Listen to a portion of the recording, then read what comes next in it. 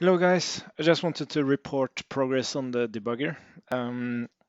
There's still some work to do. I don't know why I haven't thought of this before, but the debugger should really be built with cerebral.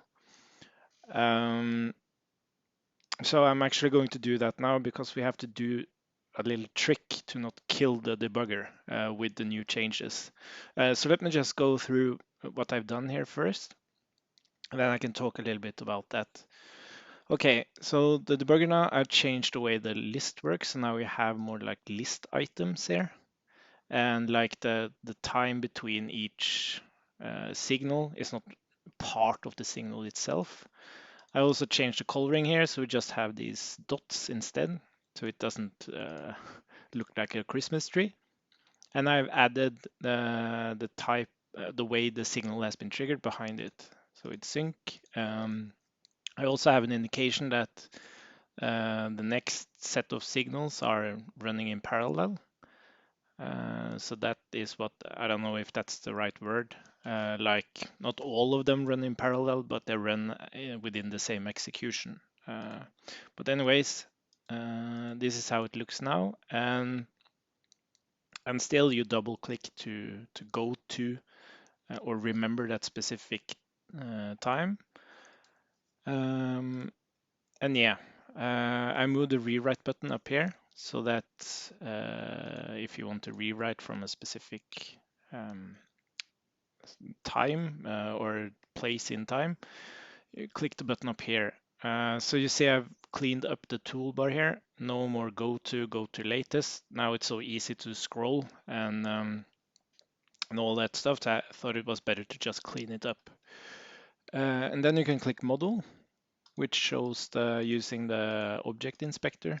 It's not as good as a console, but yeah, it's using that one. And of course, we have to build something ourselves a bit later when we want to actually change these values around. And that's going to be awesome. So it's an iteration. Okay, so the thing is that we cannot, like each time a signal triggers, there's a potential for the model to have been changed. Like in 99.99999% of the time, it has changed when a signal has triggered. But we cannot serialize the complete state tree on uh, every single signal event, passing it to the debugger. Imagine you have downloaded like 1,000 something, and then we had to serialize the whole tree on every single event or signal. I don't think that would work. So what we have to do is, and this is the good thing about building the debugger with Cerebral, because what we can do is when the application fires up, we pass the initial model to the debugger. And on each signal change, we just pass the signals. And maybe we could even optimize like we only send the updated signal. We should really do that. So when I first do this work now, I'm going to only send, okay, let's do this again. On the initial application initialization, I will send all the current signals because they might have gotten them from local storage, and I will send the initial model. On every single change event, I will send the changed signals or the added signals, and that's all I'm going to send. I'm not going to send the model again. So what will happen when the new signals reach the debugger is that they will be added, of course. And not only that, we will rebuild the model. So you can imagine inside the Cerebral debugger, there will be a namespace for the client, the application state. So on that namespace, we will have the initial state of the application in the client.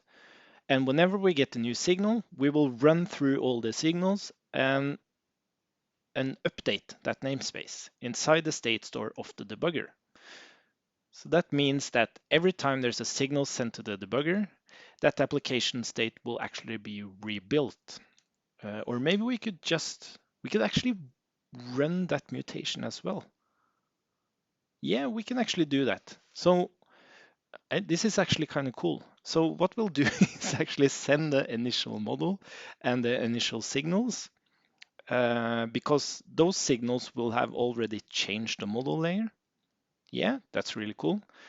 And whenever we get a new signal sent to the debugger, we will just rerun that signal in the debugger, pointing to the namespace of the application inside the debugger. So we just kind of like unshift a namespace on the path we want to do the state change on. And that will actually just work. That is pretty cool, actually. Well, we won't like run the actual signal, but we will run the mutations done on that signal. But this is going to be super fast and super awesome, and we should be able to trigger insane amounts of signals doing this. All right. Okay, I have to prepare some food, and yeah, I'll get back to you when I have some more information. Thanks for listening and taking me through this mind play or whatever. Yeah.